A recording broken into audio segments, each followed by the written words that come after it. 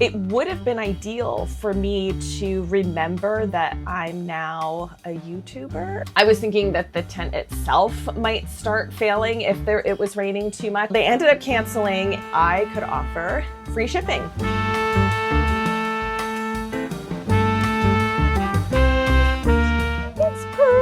We'll put her down. Pearl doesn't like being picked up. Now we're just gonna package them all up. And I'm just so grateful for every single one of these. This was an incredible weekend. Well, hello and welcome to Not a Market Vlog. I'm Traci and I run Chester and Pearl, where I draw cute cat art that I use to make products that bring joy to cats and cat people. And this was supposed to be a market vlog. I told you we were going to Bern for MumFest. That didn't happen. Unfortunately, Mother Nature had other plans. There was a big rain event and the event was canceled, so we did not go. It would have been ideal for me to remember that I'm now a YouTuber as everything was happening, and I could have recorded it as all of these changes were transpiring last week, but I forgot and it never crossed my mind. But I feel like there is a lot to learn here and a lot to share. So I want to share everything that happened, how I was initially preparing for a rainy market, what my expectations were and the changes I was making, and then the event ended up being canceled, what that turned into, then what I did instead, because then I was faced with a weekend where I was expecting to bring in a lot of income for my business and that wasn't happening. So I had to quickly switch gears and ended up having a pretty successful weekend. So let's just share all of that today and let's just jump right into it. So it is now Monday. MumFest was supposed to be a 2-day event on Saturday and Sunday, and since it's about a 2-hour drive away from here in Raleigh, we were going to leave on Friday, plus setup was on Friday. So all in all, this was going to be a 2.5-day situation. Early in the week, the forecast kind of became apparent that we would be dealing with some rain. Now, I've dealt with rain before at events. It's not a scary thing. Don't let rain immediately scare you away from any events. I've been here in downtown Raleigh on Fayetteville Street where my tent has literally flooded. And there have been other events where light rain has occurred. So earlier in the week, I was starting to make some modifications and changes to what my whole setup was going to be. So first I started thinking what elements of my setup could be significantly damaged with the type of rain we were supposed to be getting. Because again, at first, I wasn't thinking that this would be enough rain to actually cancel an event. That wasn't crossing my mind early in the week, but it was clear that if it was going to rain, it was going to rain for quite a while, and it was going to be raining overnight. Because again, this was a multi-day event where I would be leaving my tent set up overnight when I wouldn't be there to like make any last minute rescues if anything in the tent started failing and water started really getting in. So one thing is my checkout desk, which is made out of wood, and we custom made it. And that's something that I cannot easily replace. If that were to get damaged or destroyed, I can't just like order a new one and have one here in 3 days.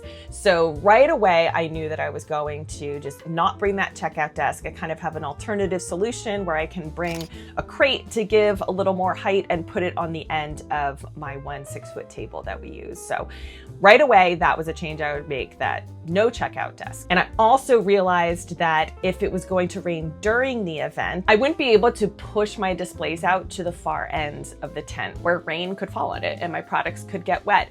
At many events, my grid panel that has all my cat toys on it is actually outside of my tent. And I knew that definitely could not happen if we were expecting rain. So everything was gonna have to be consolidated closer to the middle, which was another good reason to not have the checkout desk, because I would need that room for everything to just hug in a little closer.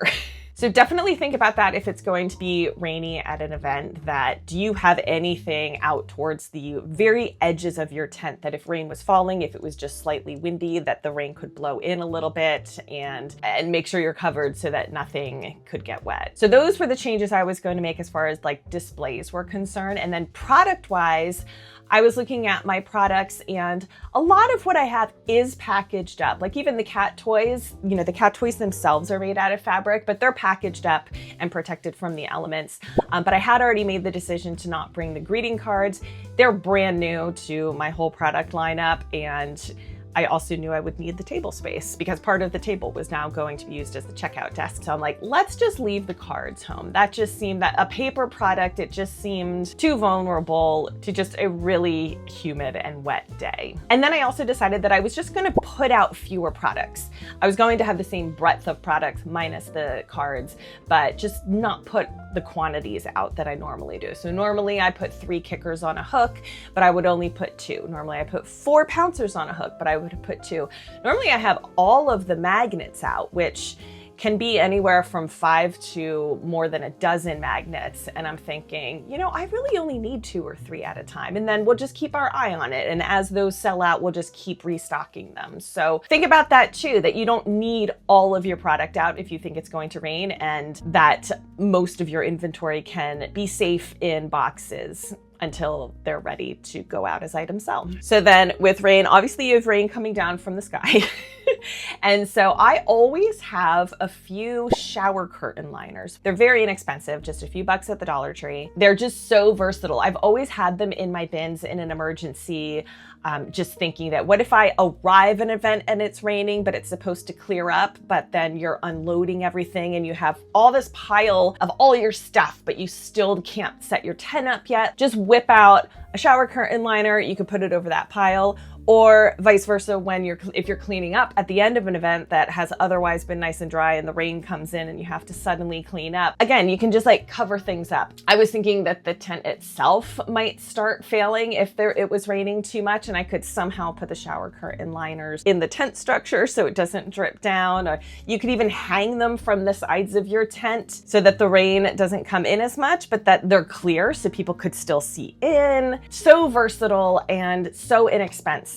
Just throw 1 or 2 in your bin and it's just a real good insurance to have. Another good reason to always have tent walls too, because obviously putting tent walls on 3 sides is going to help a lot and will help you push out your display as far as you can, because then the walls will be blocking the rain from coming in, obviously.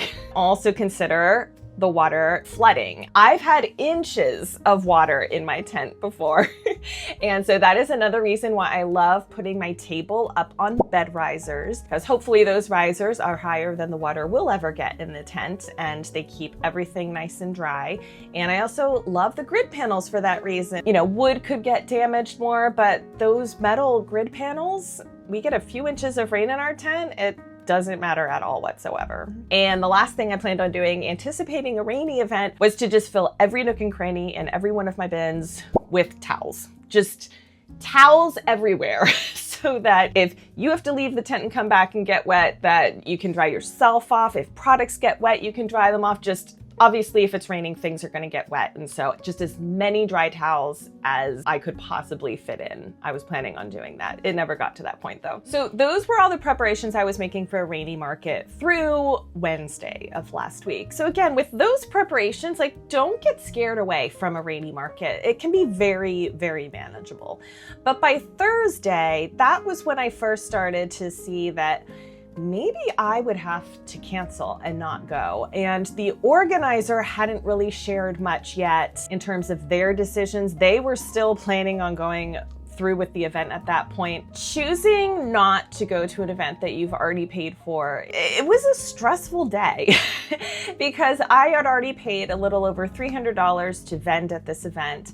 Plus, I had 2 nights in a hotel scheduled, and that's why we always stay in hotels that have a good refund policy that we can pretty much cancel up until the last minute. But by Thursday morning, it really wasn't looking good. And I've already said don't be scared away by rain, but this was going to be rain that was going to go on for literal hours and days. And I was almost more concerned that the worst of the rain was going to be overnight when I wasn't there at my tent. So I was already thinking, well, I'm not leaving any inventory in my tent overnight and I'm gonna have to cart it in and out. And it was it was going to be a lot. So Thursday I was pretty much a mess because I thought that I was looking at a weekend where I was potentially going to be out like over $700 between the vendor fee and the hotel.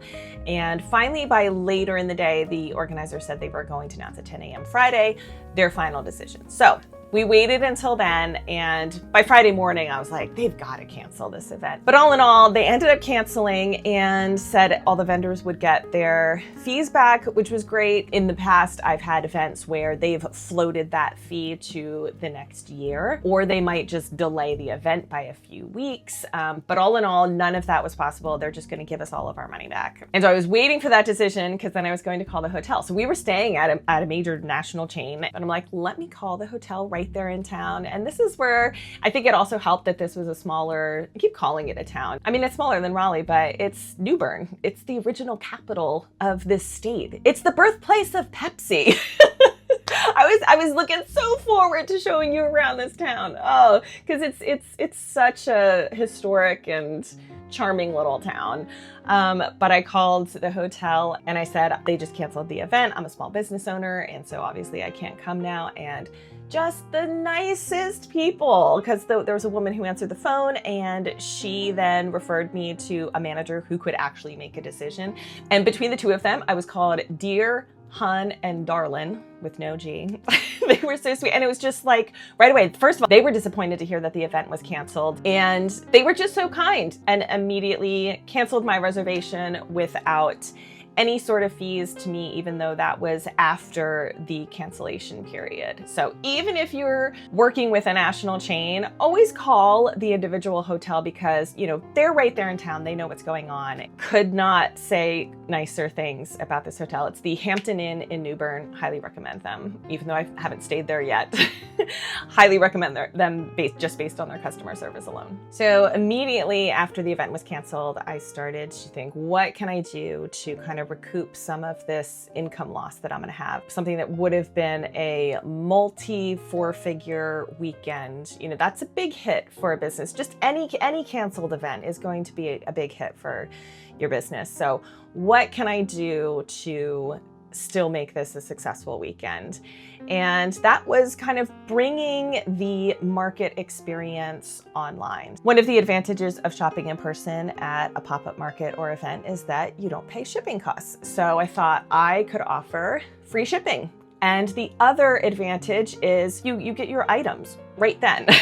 And so I thought I should guarantee shipping as fast as possible and free shipping. And that is what could most closely resemble the market experience that now all of these cat lovers were missing out on because of the canceled event. So immediately I wrote up an email to send to my email list on Friday afternoon and sent that out with all of the information. I would have this sale on my online shop all weekend long, all of the hours that the event was going to happen. It was going to be all day on Saturday and all day on Sunday. So I said, let's go through midnight on Sunday. I can ship any orders that come in before like 8 a.m. on Saturday. I can bring them to my post office because it's open for a few hours on Saturday mornings. And if your order comes in after that time, then I will ship them as soon as post office is reopened, which is actually tomorrow. Today's Indigenous Peoples Day, so post offices are closed this Monday, but I will ship them out Tuesday morning so I can get them to all of the customers as quickly as I can. And it was actually an almost free shipping sale. I put a very small minimum order of just $10. Usually, actually, my everyday free shipping threshold is $50, but I lowered it to $10, and that was basically just because if anyone ordered just one sticker, which is $4, that if they got free shipping, which would be also a minimum of $4 since I ship everything in a rigid mailer with tracking, and the minimum, even like in my own town, these come to like $4 and some change. So if anyone got just one sticker, I would be losing money. So I'm like, let me just do a very, very low minimum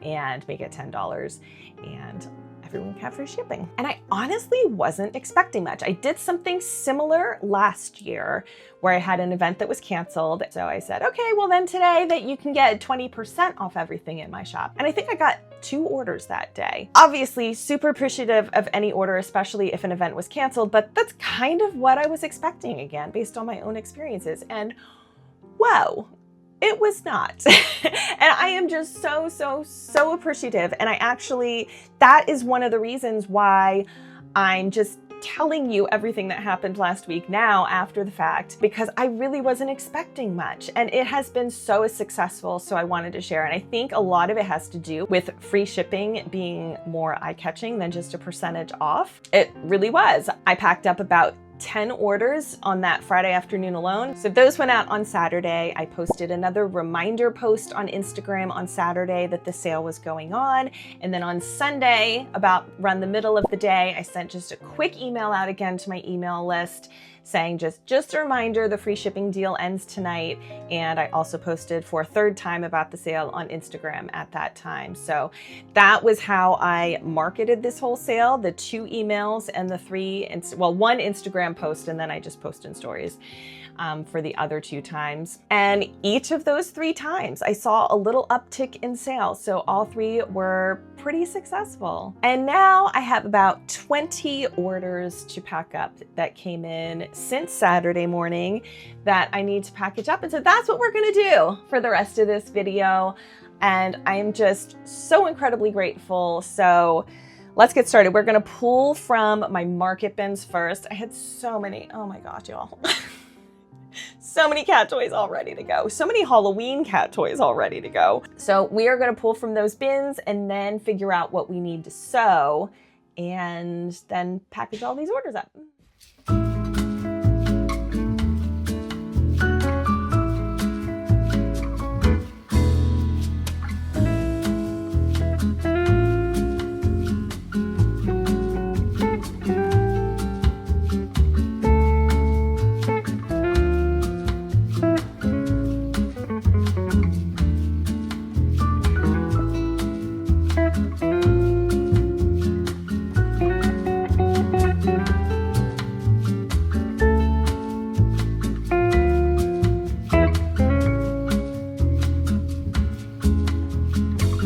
Okay, so I have my list of everything I need to sew to finish up all these orders, along with all of the cat toys that I pulled from my market bins behind me. So let's get sewing so we can work on getting these orders out as soon as possible.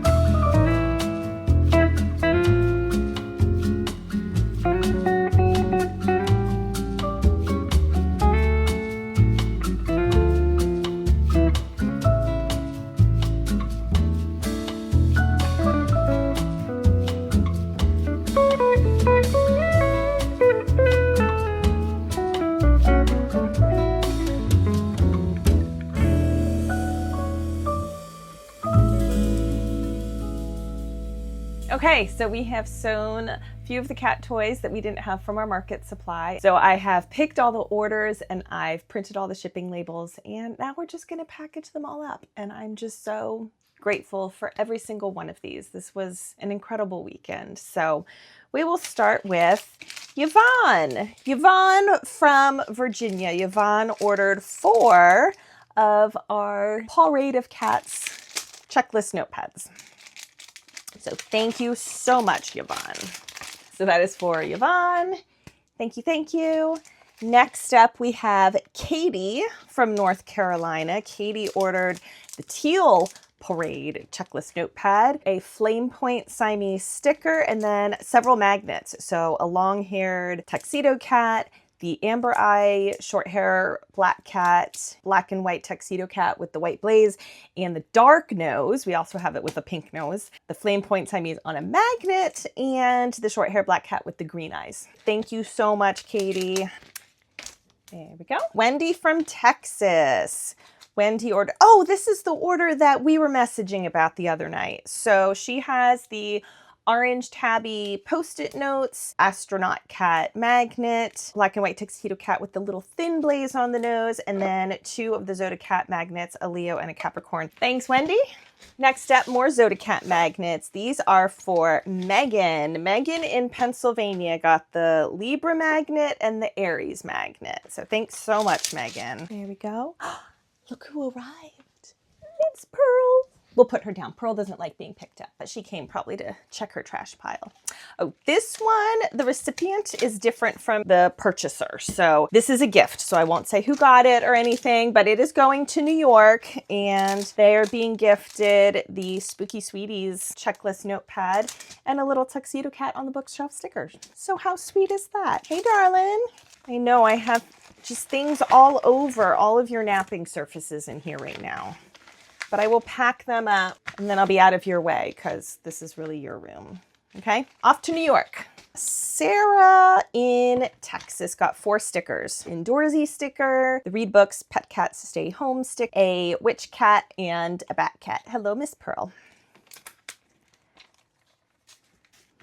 Thank you so much, Sarah.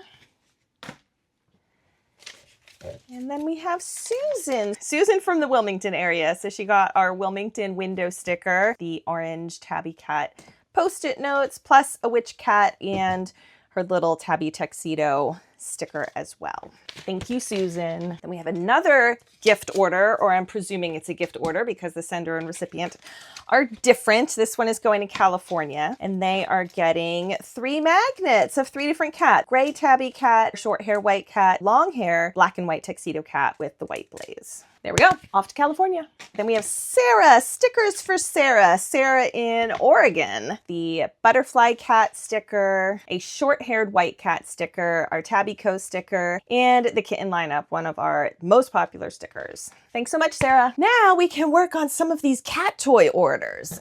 You can't see from where you are, but there's packages all around. Diana in Durham, Carolina football kicker, our Catstronaut kicker, the fall foster kittens pouncers, and I already wrapped this up, but this is the butterfly jingle pouncer. Thank you, Diana.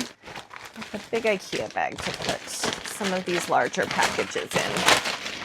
Next up, we have Kimberly in Virginia. Kimberly in Virginia got a houseplants kicker, calico sticky notes, Torby tuxedo magnet. Thanks, Kimberly. Then we have Kyan. I hope I'm pronouncing that correctly. Kyan from right here in Raleigh, and they are getting the Bookish Kitties kicker and the silver Spooky Sweeties kicker. Thanks, Cayenne. Madeline from Durham. Madeline got the Durham kitty and the window fridge magnet, out for delivery pouncers, the midnight Spooky Sweeties kicker, and the bat cat kicker. Thanks so much, Madeline. Then we have Charlotte from North Carolina, and Charlotte is getting our Catstronauts kicker. This one made me smile because there was no shipping on this order, so it was just our normal Wake County local sales tax and the cost of this, and it came to $15.02. That is a number that we say all the time at markets, because at the markets you don't have shipping, obviously, and it's just tax and the cost of the item, and a lot of people get just one kicker or 1 pack of pouncers. They're both the same price, and that comes to $15.02. So I'm not sure, you might have noticed in my videos, we say $15.02, you know, that'll be $15.02 with tax a lot. And so that never happens though with online orders, because there's always like, you know, random shipping costs. And so it just made me smile that this whole sale was to replace a canceled event, and then this was like the most pop-up market-ish order we got, and I just saw the $15.02 and it made me smile. So thanks so much for that, Charlotte. Okay, that's all the orders over there. Then we have Shaban. Hope I'm pronouncing that one right too. So Shaban in Durham got the Jade Foster Kittens kicker and a Scorpio Zodiacat sticker.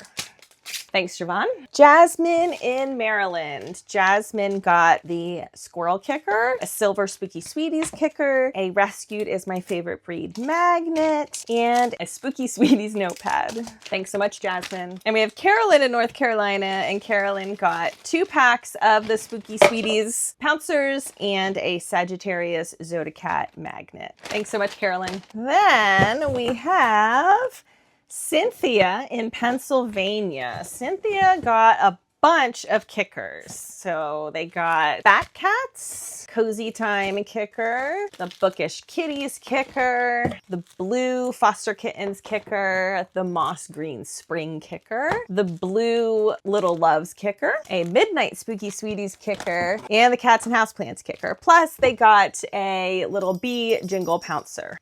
And that goes to Cynthia. Thanks so much, Cynthia.